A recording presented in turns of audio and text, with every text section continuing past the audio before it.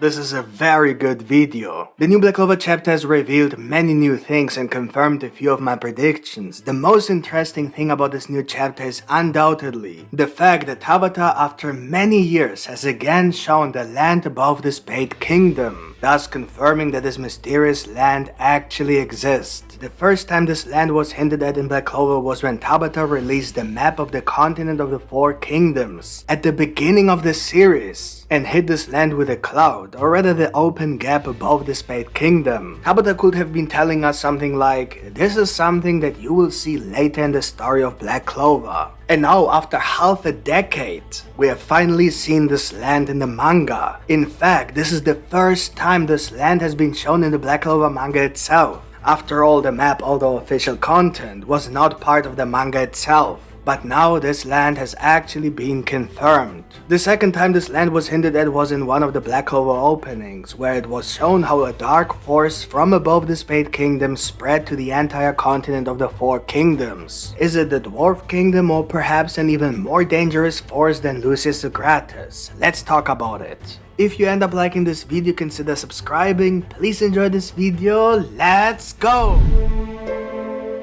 The new Black Clover chapter 350 starts right after Asta hits Sister Lily with his anti-magic, which raised the big question of whether she'll go back to normal or just lose her paladin transformation. We discussed both possibilities and came to the conclusion that it will be better if Asta's and Liebe's anti-magic didn't work, because that will just destroy the tension of the final saga. I've always told you that the best solution would be if they had to defeat Lucius Zogratis in order to turn the paladins back into normal people. But Tabata had found an even better solution that more or less fits what I expected. To my surprise, Asta's anti-magic was effective, but with a bit of a twist. Although he managed to break the connection between the paladins and Lucius Zogratis, Sister Lily's body nevertheless retained the damage of the soul manipulation and thus fell into a deep sleep. The only way to awaken her is to defeat Lucius. That is exactly what I wanted. The chapter shows Sister Lily falling to the ground as she apologizes to Asta over and over again for telling him all those terrible things. Obviously, she is freed from the brainwashing caused by Lucius' soul magic. The question remains, what happened to Beelzebub's soul? Is it also trapped in Sister Lily, or has he returned to Lucius, whereby Lucius could use Beelzebub's soul for another body? Or maybe it went back into Beelzebub's body. Maybe Beelzebub even turned into an angel since his soul was purified.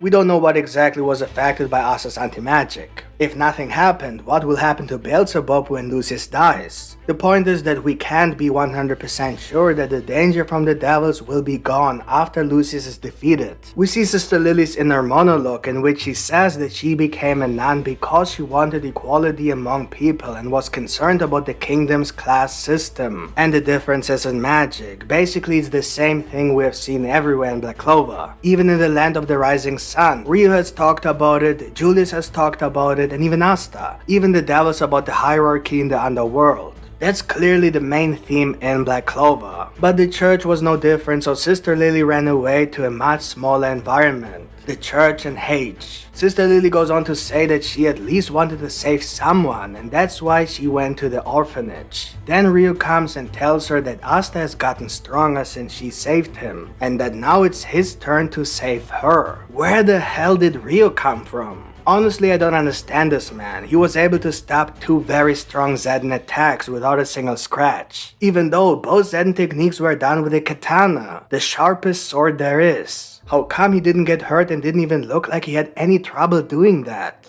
Obviously he can fight, so why didn't he fight? It also wasn't revealed that he assisted the Ryzen with his ability during the fight, as I suspected, because I just don't understand why he doesn't get involved in any fights. If he doesn't fight, then at least he has to support them somehow. After all, he wasn't with the evacuated people either, so he must have been somewhere else and done something. He's so powerful, literally the shogun of the land. That's still a big mystery that won't be revealed for the time being, so that's also something to keep an eye on. Lily then says that the Battle of the Clover Kingdom and Judgment Day is in 3 days. Lucius prepares to combine his soul magic with the body, bone and blood magic of the Zogratis siblings. He has gained enormous power and can create people out of nothing. It is a with godlike magic. Now of course many might think that Lucius would be able to create an army of artificially created human-like creatures with which he could then attack the entire continent and control each and every one of these artificial humans. And maybe that will happen, but we need to understand how the human body really works in Black Clover. In general, creating humans from nothing sounds like creating new humans that have nothing to do with previously living humans. It could also be just an empty body, but for a body to live in Black Clover, it needs a soul. Let's take Heath for example. We have clearly seen his body and grimoire decay, and yet he's alive again. So creating people from scratch could refer to the ability to use bone, body and blood magic to create a human body, with which he can then use his soul magic to bring souls into those bodies. It is possible that Lucius has been using soul magic throughout the continent of the Four Kingdoms, and perhaps beyond since the beginning of his plan to basically capture every single soul that died during the time he activated the spell. He could then possibly use those souls for those bodies, so people like Lysita, Alan, Morgan and so on. That's the first possibility. The second possibility is that he can control bodies without using a soul or create his own souls. To do that, he creates these artificial bodies and then gives them magic or something like that, with which he can then use these human bodies like puppets with various magic abilities, mainly because it has been revealed that he plans to gain control of all magic in the entire world.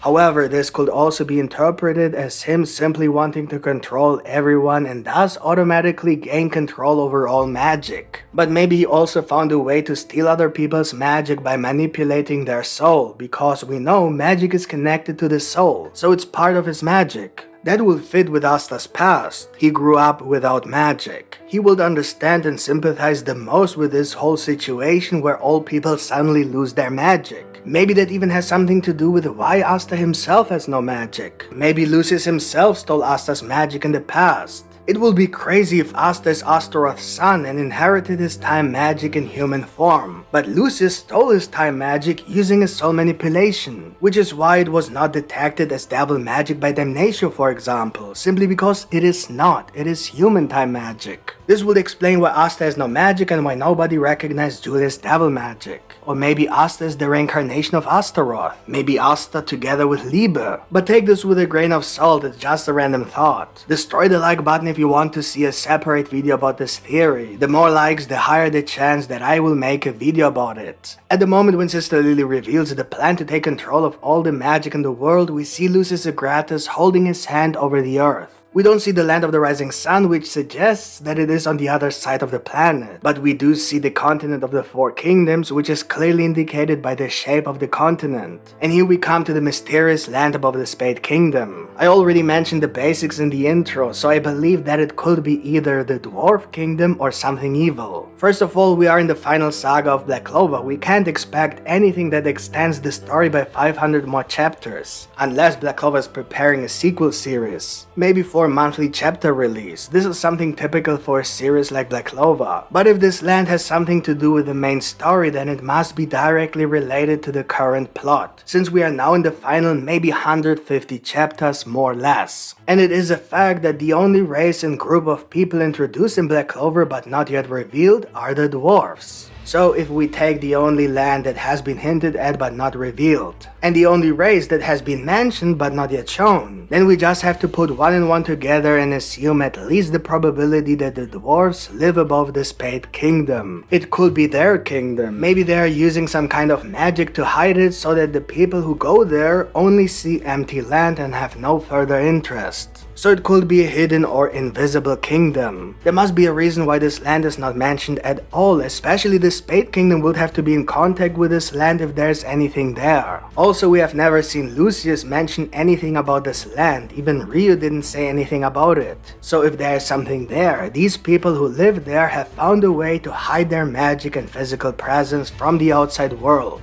Maybe even from Lucius and Ryu, and also from people who have the ability to sense ki. This fits perfectly with the dwarves, because that is what they do in mythology, to hide from humans in particular. In Black Clover it is confirmed that the dwarves were in contact with Licht's elven tribe just before they were slaughtered. So I wouldn't trust the humans either if the humans promised the elves to be friends only to betray them. Of course, we know that the devils were behind all this, but the dwarves could not know about it. And apart from that, it is the fact that the humans have stolen the magic of the elves. And with a psychopath like Lucius Zogratis, it is understandable why the dwarves shut themselves off from the rest of the world. Then there's also the possibility that something evil is above the Spade Kingdom because one of the openings points to a dark power. This is only possible because manga series like Black Clover love to make readers realize with a final plot twist that someone has been manipulating the main villain all along. It's possible, but there's no evidence of it. Such final plot twists are not usually foreshadowed and are often used for sequel series. Back to the chapter. Sister Lily faints or rather falls into her deep sleep. Rio says the only way to wake her up is to defeat Lucius, just like I always predicted, just not the sleeping part. The five-headed dragon then finally returned as I predicted as well, since it can probably use healing magic due to the connection to Lucius Zogratis. It's basically a paladin. Asta's anti-magic would break that connection, thus defeating the dragon for good. In this respect, Asta is really the only effective weapon against the paladins. Asta says he will defeat the dragon himself and the chapter ends. This is now the moment we have all been waiting for. The legend from the land of the rising sun says that the inventor of the Zeden technique split the sky. And another legend tells of a celestial maiden who defeated the five-headed dragon. So it can be assumed that the celestial maiden was also the person who invented the Zeden technique and split the sky while defeating the five-headed dragon. And so Asta will do the same now in the next chapter. We saw him lying on the ground exhausted from his training, saying that it is surprisingly always cloudy in the land of the rising sun. So imagine this scene. Asta uses his Zeden to defeat the five-headed dragon and splits the sky, revealing the sun behind the clouds. So what do you think of this great new Black Clover chapter and my review? Do you agree with me or do you disagree? Let me know in the comments. And please, if you reach this point of the video, hit the like button. My videos are free, so a little like will help me a lot. And if you want to see more Black Clover content, subscribe with the notification bell activated. Weekly theories and chapter reviews. Thanks for watching and see you next time. Bye.